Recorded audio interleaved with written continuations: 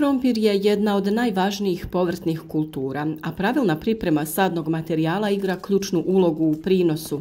Veličina krompira koji se koristi za sadnju direktno utiče na snagu biljke, broj formiranih gomolja i ukupni urod. U ovom videu govorit ćemo kako veličina sadnog krompira utječe na rast i razvoj biljke, da li je bolje saditi cijele krompire ili ih rezati, kako pravilno pripremiti sadni materijal te dodatni savjet o upotrebi ljuski krompira kao sadnog materijala. Mnogi radi uštede sadnog materijala režu krompir prije sadnje. Važno je znati pravi način kako se to treba odraditi. Nemojte pogriješiti. Kada gledate ova dva primjera, šta vam se čini pravilnim i efikasnijim? Ono što morate znati jeste da pri nicanju nutrijenti koji se za to koriste nalaze se u samom sadnom materijalu, dok se ne razvije korijenje koje će iz tla uzimati hranjiva. Tako da samim tim možemo zaključiti da previše sitan sadni materijal nije dobar i ne obećava velike prinose. Veličina sadnog krompira može značajno utjecati na kvalitetu i kvantitetu uroda. Mogu se koristiti i cijeli krompiri, ali i tu njihova veličina igra ulogu. Evo nekoliko primjera. Mali krompiri od 30 do 50 grama obično imaju manje rezervi hranjivih materija, ali ako su zdravi i imaju dovoljno klica, mogu dati dobar prinos. Idealni su za gušću sadnju. Srednje veliki krompiri od 50 do 80 grama smatraju se optimalnim za sadnju jer imaju dovoljno hranjiva za početni rast i omogućavaju formiranje jakih biljaka. Dok veliki krompiri 100 plus grama mogu se saditi cijeli, ali se često sijeku na manje dijelove kako bi se dobilo više sadnog materijala. Generalno, veći sadni krompiri daju jače biljke koji proizvode veće gomolje, dok manji sadni materijal može dati sitnije plodove. Pa da odgovorimo i na to pitanje, da li rezati krompir prije sadnje? Rezanje sadnog krompira je česta praksa, ali zahtijeva pravilnu pripremu kako bi se smanjio rizik od truljenja.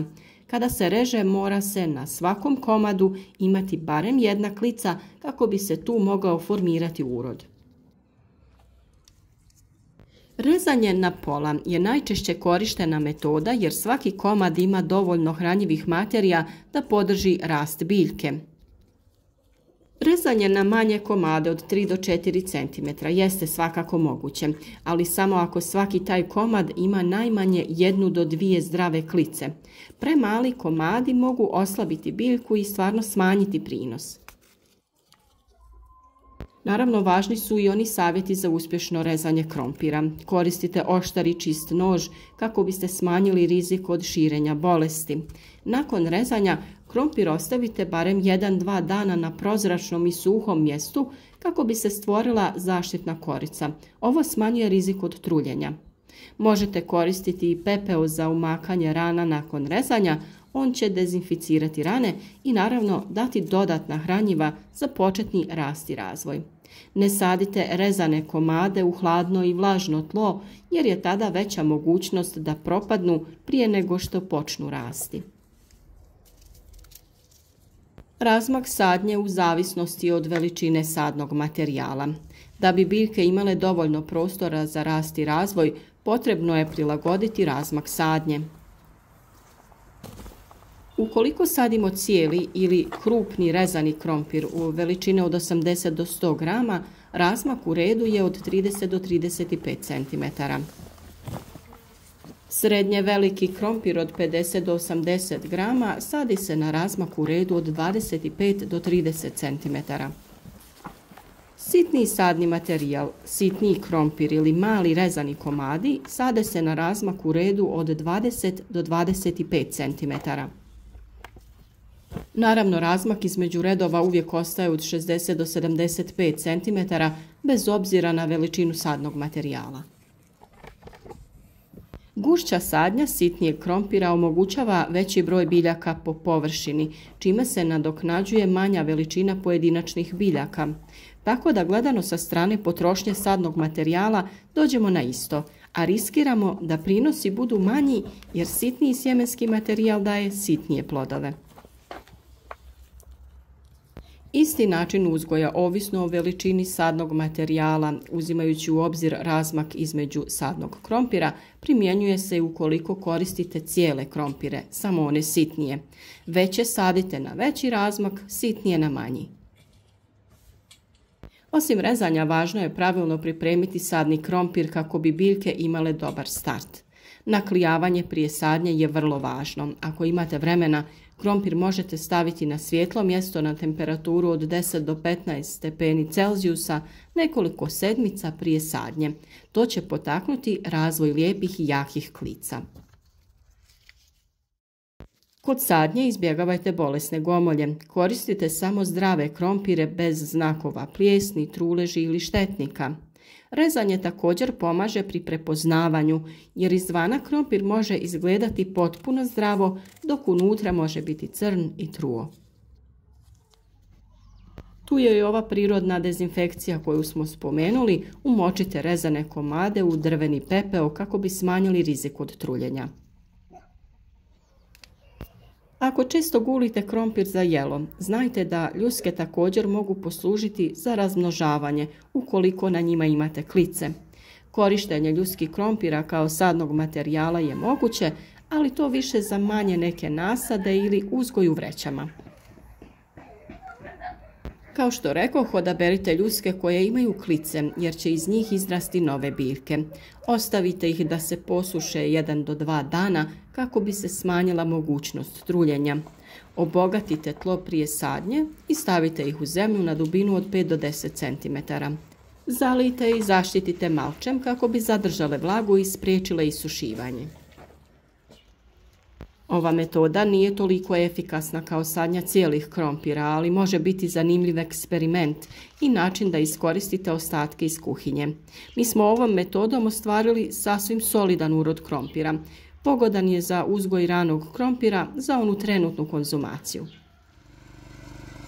U svakom slučaju, najvažnije od svega je priprema tla. Ono mora biti rahlo i bogato hranjivima. O tome smo govorili prije nekoliko dana, pa potražite taj video na našem kanalu. Veličina sadnog krompira značajno utječe na rast biljaka i prinos.